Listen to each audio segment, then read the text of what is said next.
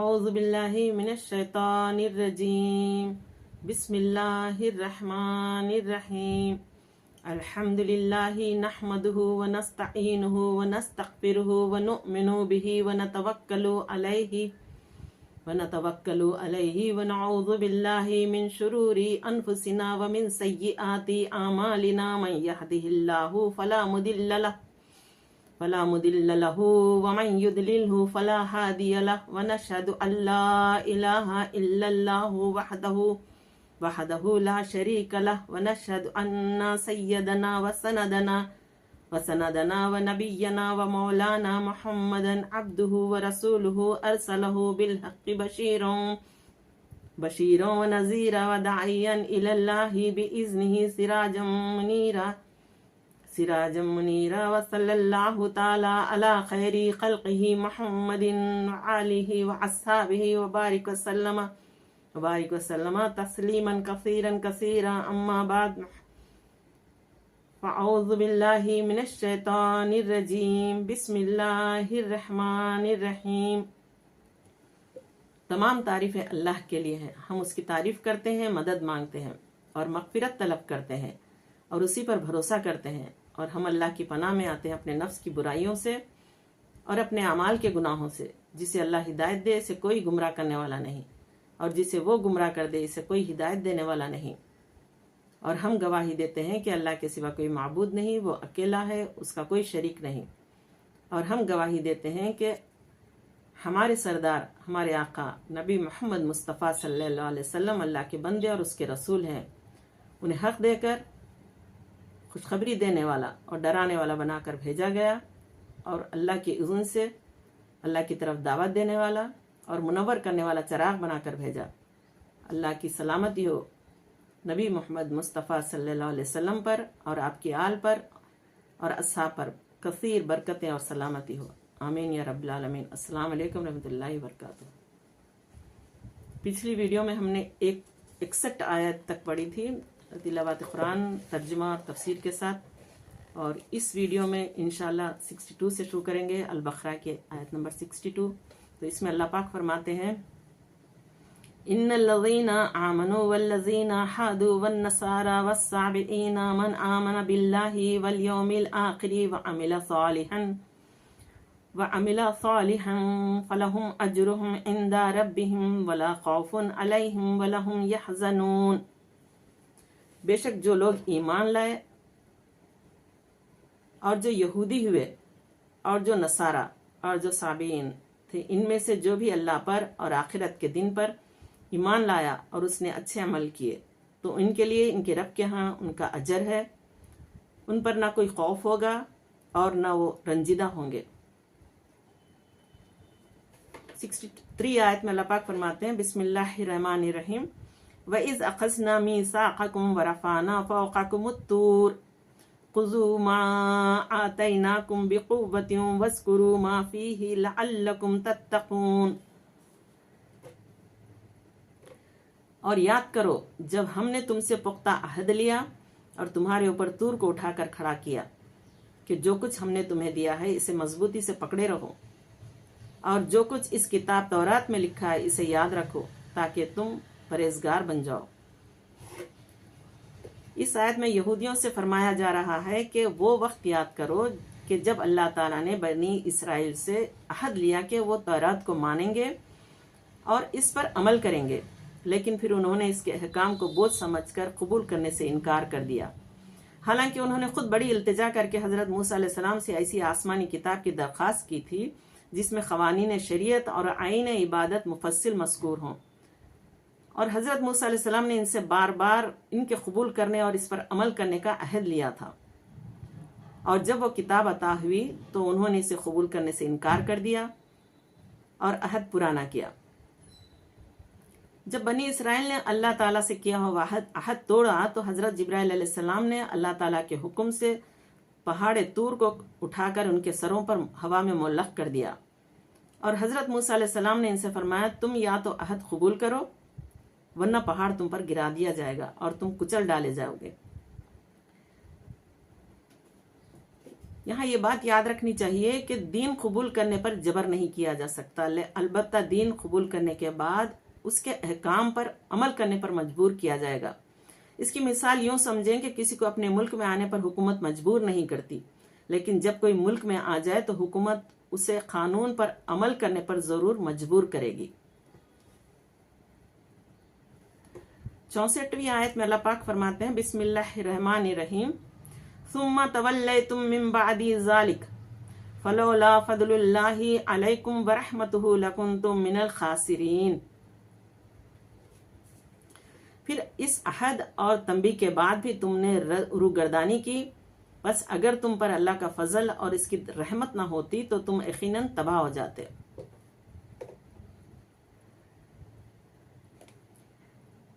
یہاں فضل و رحمت سے یا تو توبہ کی توفیق مراد ہے کہ انہیں توبہ کی توفیق مل گئی، اور یا عذاب کو مؤخر کرنا مراد ہے، یعنی بنی اسرائیل پر عذاب نازل نہ ہوا بلکہ انہیں مزید مہلت دی گئی۔ بسم اللہ الرحمن الرحیم وَلَقَدْ عَلِمْتُمُ الَّذِينَ اعْتَدَوْا مِنْكُمْ فِي السَّبْتِ فَقُلْنَا لَهُمْ كُونُوا قِرْدَةً خَاسِئِينَ۔ اور اے یہودیو، تم یقیناً ان لوگوں سے خوب واقف ہو جنہوں نے تم میں سے ہفتے کے دن کے احکام کے بارے میں سرکشی کی تھی، تو ہم نے ان سے فرمایا کہ تم دھتکارے ہوئے بندر بن جاؤ۔ شہر ایلا میں بنی اسرائیل آباد تھے، انہیں حکم تھا کہ ہفتے کا دن عبادت کے لیے خاص کر دیں اور اس روز شکار نہ کریں اور دنیاوی مشاغل ترک کر دیں۔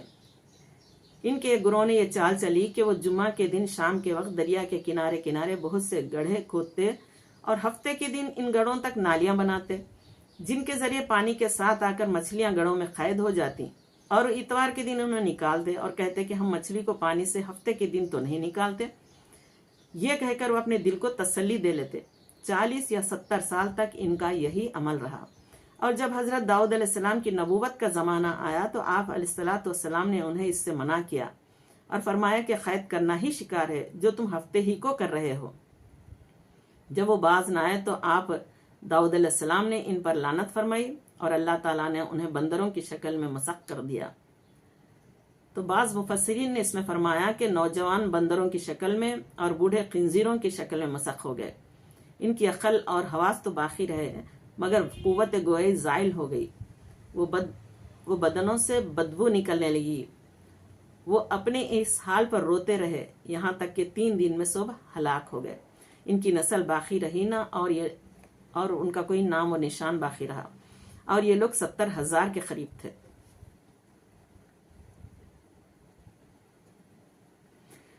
66 میں اللہ پاک فرماتے ہیں بسم اللہ الرحمن الرحیم وَجَعَلْنَاهَا نَكَالًا لِمَا بَيْنَ يَدَيْهَا وَمَا خَلْفَهَا وَمَوْعِظَةً لِلْمُتَّقِينَ۔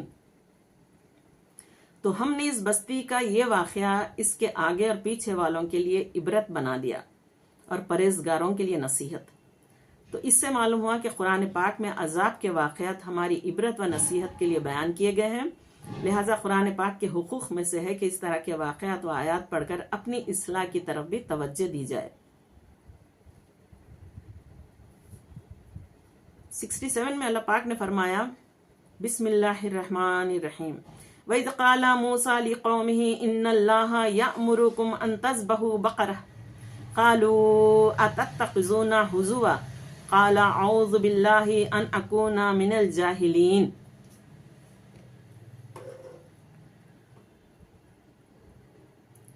اور وہ واقعہ بھی یاد کریں جب موسیٰ علیہ السلام نے اپنی قوم سے فرمایا کہ بے شک اللہ تمہیں حکم دیتا ہے کہ ایک گائے ذبح کرو، تو وہ بولے یعنی یہودی بولے کیا آپ ہمیں مسخرہ بناتے ہیں؟ موسیٰ علیہ السلام نے فرمایا اللہ کی پناہ مانگتا ہوں اس سے کہ میں جاہلوں میں سے ہو جاؤں۔ قالوا ادع لنا ربك يبين لنا ما هي قال إنه يقول إنها بقرة لا فارض ولا بكر عوان بين ذلك فافعلوا ما تؤمرون۔ تب انہوں نے کہا آپ ہمارے لیے اپنے رب سے دعا کریں کہ ہم پر واضح کر دے کہ وہ گائے کیسی ہو۔ موسیٰ علیہ السلام نے کہا بے شک وہ فرماتا ہے کہ وہ گائے نہ تو بوڑھی ہو اور نہ بالکل کم عمر، بلکہ درمیانی عمر کی راس ہو، بس اب تعمیل کرو جس کا تمہیں حکم دیا گیا ہے۔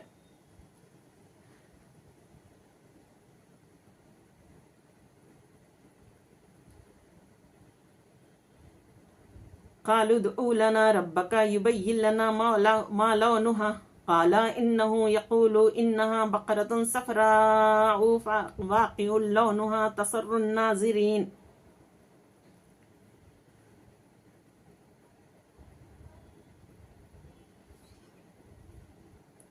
وہ پھر بولے اپنے رب سے ہمارے حق میں دعا کریں، وہ ہمارے لیے واضح کر دے کہ اس کا رنگ کیسا ہو۔ موسیٰ علیہ السلام نے کہا وہ فرماتا ہے کہ وہ گائے زرد رنگ کی ہو، اس کی رنگت خوب گہری ہو، ایسی جاذب نظر ہو کہ دیکھنے والوں کو بہت بھلی لگے۔ قالوا ادعوا لنا ربك يبين لنا ما هي إن البقرة تشابه علينا وإنا إن شاء الله لمهتدون۔ اب انہوں نے پھر کہا آپ ہمارے لیے اپنے رب سے درخواست کیجئے کہ وہ ہم پر واضح فرما دے کہ وہ کون سی گائے ہے، کیونکہ ہم پر گائے مشتبہ ہو گئی ہے، اور یقیناً اگر اللہ نے چاہا تو ہم ضرور ہدایت یافتہ ہو جائیں گے۔ ان آیت میں یہودیوں کو جو واقعہ یاد دلایا جا رہا ہے اس کا خلاصہ یہ ہے کہ بنی اسرائیل میں ایک مالدار شخص عامل کو اس کے عزیز نے خفیہ طور پر قتل کر کے دوسرے محلے میں ڈال دیا تاکہ اس کی میراث بھی لے اور خون بہا بھی، اور پھر دعویٰ کر دیا کہ مجھے خون بہا دلوایا جائے۔ قاتل کا پتہ نہ چلتا تھا۔ وہاں کے لوگوں نے حضرت موسیٰ علیہ السلام سے درخواست کی کہ آپ دعا فرمائیں کہ اللہ تعالیٰ حقیقت حال ظاہر فرما دے۔ اس پر حکم ہوا کہ گائے ذبح کر کے اس کا کوئی حصہ مقتول کے مارے، وہ زندہ ہو کر قاتل کے بارے میں بتا دے گا۔ لوگوں نے حیرانی سے کہا کہ آپ علیہ السلام ہم سے مذاق کر رہے ہیں، کیونکہ مقتول کا حال معلوم ہونے اور گائے کے ذبح کرنے میں کوئی مناسبت معلوم نہیں ہوتی۔ اس پر حضرت موسیٰ علیہ السلام نے جواب دیا میں اس بات سے اللہ کی پناہ مانگتا ہوں کہ میں مذاق کر کے جاہلوں میں سے ہو جاؤں۔ جب بنی اسرائیل نے سمجھ لیا کہ گائے کا ذبح کرنا مذاق نہیں بلکہ باقاعدہ حکم ہے تو انہوں نے حضرت موسیٰ علیہ السلام سے اس کے اوصاف دریافت فرمائے، یعنی دریافت کیے، اور بار بار سوال کر کے وہ لوگ قاعدے بڑھاتے چلے گئے، اور بالآخر یہ حکم ہوا کہ ایسی گائے ذبح کرو جو نہ بوڑھی ہو اور نہ بہت کم عمر بلکہ درمیانی عمر کی ہو، بدن پر کوئی داغ نہ ہو، ایک ہی رنگ کی ہو، رنگ آنکھوں کو بھانے والا ہو، اچھا ہو رنگ۔ اس گائے نے کبھی کھیتی باڑی کی ہو نہ کبھی کھیتی کو پانی دیا ہو۔ آخری سوال میں انہوں نے کہا کہ اب ہم انشاءاللہ راہ پالیں گے۔ بہرحال جب سب کچھ طے ہو گیا تو ان کی تسلی ہو گئی، پھر انہوں نے گائے تلاش شروع کر دی۔ ان کے اطراف میں ایسی صرف ایک گائے تھی۔ اس کا حال یہ تھا کہ بنی اسرائیل میں ایک صالح شخص تھے، ان کا ایک چھوٹا بچہ تھا اور ان کے پاس ایک گائے کے بچے کے علاوہ اور کچھ نہ رہا تھا۔ انہوں نے اس کی گردن پر مہر لگا کر اللہ تعالیٰ کے نام پر اس گائے کو چھوڑ دیا اور بارگاہ حق میں عرض کی یا رب اللہ عز و جل، میں اس بچیا کو اس فرزند کے لیے تیرے پاس امانت رکھتا ہوں تاکہ جب یہ فرزند بڑا ہو، یعنی ان کا فرزند بڑا ہو تو یہ اس کے کام آئے۔ اس نیک شخص کا تو انتقال ہو گیا، لیکن وہ بچڑا بچیا جنگل میں اللہ تعالیٰ کی حفاظت میں پرورش پاتی رہی۔ یہ لڑکا جب بڑا ہوا تو صالح و متقی پرہیزگار بنا اور ماں کا بڑا فرمانبردار بھی تھا۔ ایک دن اس کی والدہ نے کہا اے نور نظر، تیرے باپ نے تیرے لیے فلاں جنگل میں اللہ کے نام پر ایک بچیا چھوڑی تھی، وہ اب جوان ہو گئی ہوگی، اللہ تعالیٰ سے دعا کرو کہ وہ تجھے عطا فرمائے اور تو اسے جنگل سے لے آ۔ لڑکا جنگل میں گیا اور اس نے گائے کو جنگل میں تلاش کیا اور والدہ کی بتائی ہوئی علامتیں اس میں پائیں اور اس کو اللہ تعالیٰ کی قسم دے کر بلایا تو حاضر ہو گئی۔ وہ جوان اس گائے کو والدہ کی خدمت میں لایا۔ والدہ نے بازار میں لے جا کر 3 دینار پر فروخت کرنے کا حکم دیا اور یہ شرط بھی ساتھ میں رکھی کہ سودا ہونے پر ان سے آ کر اجازت لے، یعنی ماں سے اجازت لے پھر سودا طے کرے۔ اس زمانے میں گائے کی قیمت ان اطراف میں 3 دینار ہی تھی۔ جو جوان جب وہ لڑکا جب اس گائے کو بازار میں لایا تو ایک فرشتہ خریدار کی صورت میں آیا اور اس نے گائے کی قیمت 6 دینار لگا دی، مگر یہ شرط رکھی کہ جوان اپنی والدہ سے اجازت نہیں لے گا۔ جوان نے یہ منظور نہ کیا اور والدہ سے تمام قصہ آ کر بیان کیا۔ اس کی والدہ نے 6 دینار قیمت منظور کرنے کی تو اجازت دی، مگر بیچنے میں پھر دوبارہ اپنی مرضی دریافت کرنے کی شرط لگا دی۔ جوان لڑکا پھر بازار میں آیا۔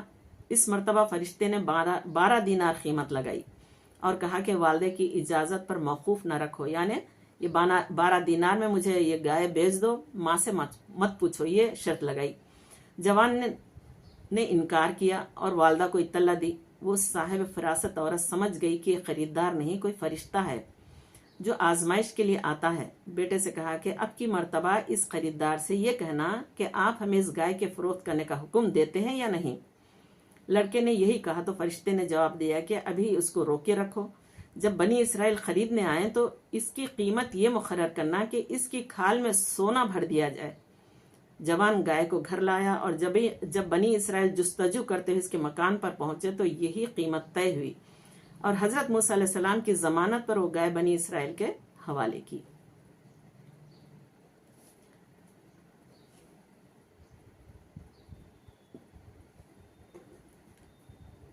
آگے کی آیت میں اللہ پاک فرماتے ہیں 71 میں، بسم اللہ الرحمن الرحیم، قال انه يقول انها بقرة لا ذلول تثير الارض ولا تسقي الحرث مسلمة لا شية فيها قالوا الآن جئت بالحق فذبحوها وما كادوا يفعلون۔ موسیٰ علیہ السلام نے کہا، اللہ تعالیٰ فرماتا ہے وہ کوئی گھٹیا گائے نہیں بلکہ یقینی طور پر ایسی اعلیٰ گائے ہو جس سے نہ زمین میں ہل چلانے کی محنت لی جاتی ہو اور نہ کھیتی کو پانی دیتی ہو، بالکل تندرست ہو، اس میں کوئی داغ دھبا بھی نہ ہو۔ انہوں نے کہا اب آپ ٹھیک بات لائے ہیں۔ پھر انہوں نے اس کو ذبح کیا، حالانکہ وہ ذبح کرتے معلوم نہ ہوتے تھے۔ یہاں بنی اسرائیل کے مسلسل سوالات اور اپنی رسوائی کے اندیشے اور گائے کی گرانی قیمت سے ظاہر ہوتا تھا کہ وہ ذبح کرنے کا ارادہ نہیں رکھتے، مگر جب ان کے سوالات شافی جوابوں سے ختم کر دیے گئے تو انہیں ذبح کرنا ہی پڑا۔ یعنی ان ساری شرائط کو پورا کرنے کے باوجود، سننے کے باوجود، بنی اسرائیل یوں معلوم ہوتے تھے کہ وہ گائے کو ذبح نہیں کریں گے، لیکن جب انہیں سارے سوالوں کا جواب مل گیا، موسیٰ علیہ السلام کی طرف سے ساری شرائط پوری کر دی گئیں، تو پھر انہیں ذبح کرنا ہی پڑا اس گائے کو، یعنی اس کے کھال میں سونا بھر کر انہیں دینا پڑا۔ 72 میں اللہ پاک فرماتے ہیں وَإِذْ قَتَلْتُمْ نَفْسًا فَادَّارَأْتُمْ فِيهَا وَاللَّهُ مُخْرِجٌ مَا كُنْتُمْ تَكْتُمُونَ۔ اور جب تم نے خون کیا تو ایک دوسرے پر اس کی تہمت ڈالنے لگے اور اللہ کو ظاہر کرنا جو تم چھپاتے تھے۔ اور جب تم نے ایک شخص کو قتل کر دیا پھر تم آپس میں اس کے الزام میں جھگڑنے لگے اور اللہ وہ بات ظاہر فرمانے والا تھا جسے تم چھپا رہے تھے۔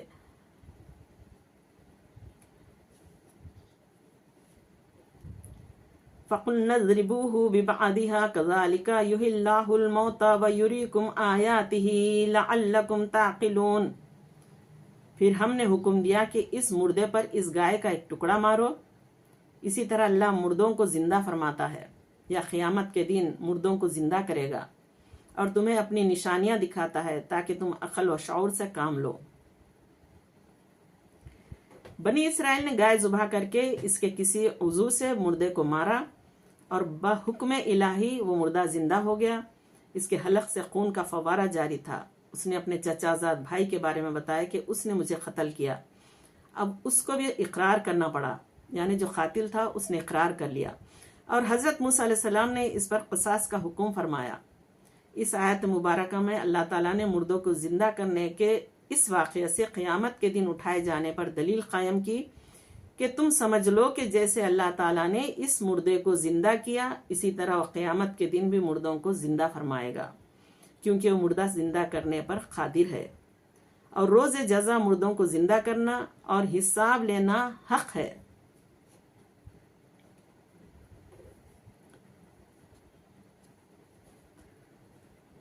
سیونٹی 74 میں اللہ پاک فرماتے ہیں بسم اللہ الرحمن الرحیم، ثم قست قلوبكم من بعد ذلك فهي كالحجارة او اشد قسوة وَإِنَّا مِنَ الْحِجَارَةِ لَمَا يَتَفَجَّرُ مِنْهُ الْأَنْهَارُ وَإِنَّا مِنْهَا لَمَا يَشَّقَّقُ فَيَخْرُجُ مِنْهُ الْمَاءُ وَإِنَّا مِنْهَا لَمَا يَهْبِطُ مِنْ خَشْيَةِ اللَّهِ وَمَا اللَّهُ بِغَافِلٍ عَمَّا تَعْمَلُونَ۔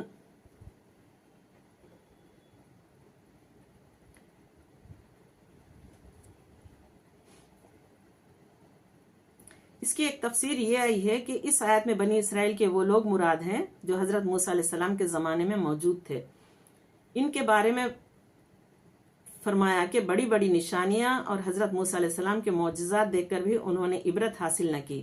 ان کے دل پتھروں کی طرح ہو گئے، بلکہ ان سے بھی زیادہ سخت، کیونکہ پتھر بھی اثر قبول کرتے ہیں کہ ان میں کسی سے ندیاں بہہ نکلتی ہیں، کوئی پتھر پھٹ جاتا ہے تو اس سے پانی بہتا ہے، اور کوئی خوف الہی سے گر جاتا ہے جیسے اللہ تعالیٰ کو منظور ہوتا ہے۔ لیکن انسان جسے بے پناہ ادراک و شعور دیا گیا ہے، حواس قوی ہیں، عقل کامل ہے، دلائل ظاہر ہیں، عبرت و نصیحت کے مواقع موجود ہیں، لیکن پھر بھی اللہ تعالیٰ کی اطاعت و بندگی کی طرف نہیں آتا۔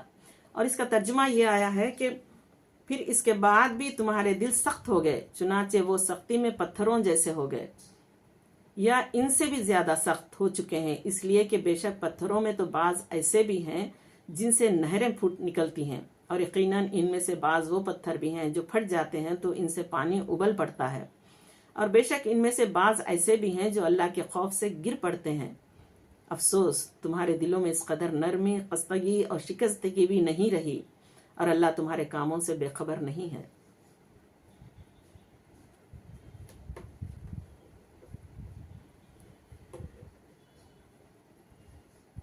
افتطمعون ان یؤمنوا لکم وقد کان فریق منهم یسمعون کلام اللہ ثم یحرفونہ من بعد ما عقلوہ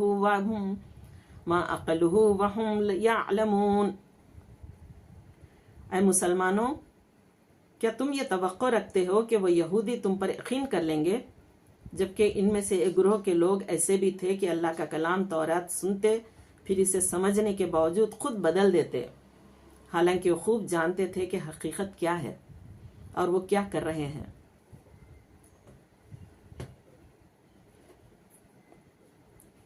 انصار صحابہ کرام رضی اللہ تعالیٰ عنہ کو اس بات کی بہت حرص تھی، یعنی خواہش تھی کہ یہودی اسلام قبول کر لیں، کیونکہ وہ یہودیوں کے حلیف تھے اور ان کے پڑوسی بھی تھے۔ اس پر اللہ تعالیٰ نے ارشاد فرمایا کہ اے مسلمانوں، کیا تم یہ امید رکھتے ہو کہ یہودی تمہارا یقین کریں گے یا تمہاری تبلیغ کی وجہ سے ایمان لے آئیں گے؟ حالانکہ ان میں ایک گروہ وہ تھا جو صرف علماء پر مشتمل تھا، یعنی یہودی علماء بھی ان میں شامل تھے۔ وہ اللہ تعالیٰ کا کلام یعنی تورات سنتے تھے اور پھر اسے سمجھ لینے کے باوجود جان بوجھ کر بدل دیتے تھے۔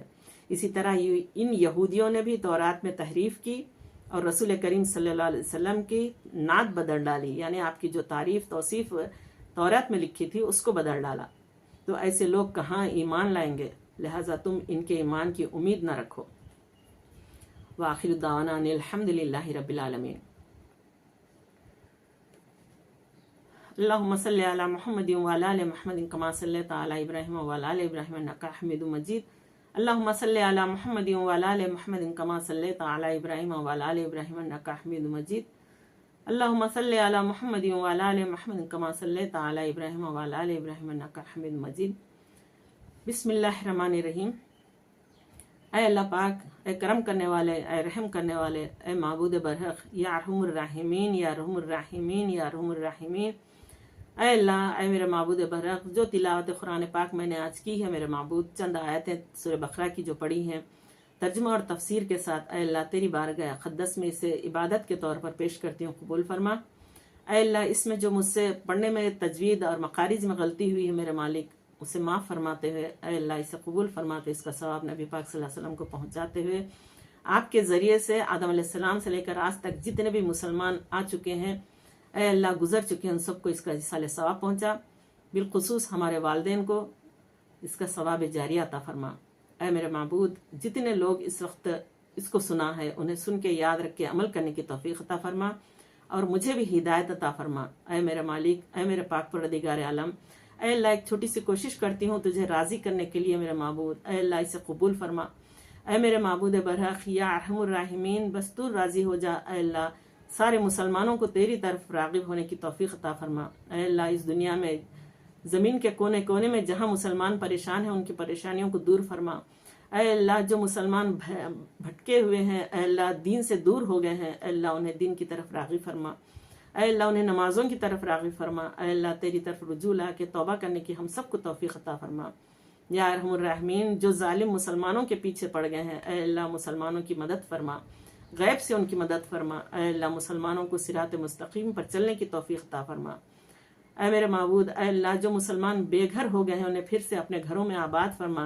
اے اللہ ظالموں کے ہاتھوں کو روک میرے معبود، یا تو انہیں ہدایت دے یا پھر انہیں ظالم بننے سے اے اللہ روک دے میرے پاک پروردگار عالم۔ اے اللہ جو شہید ہو رہے ہیں انہیں جنت الفردوس میں اعلیٰ مقام عطا فرما۔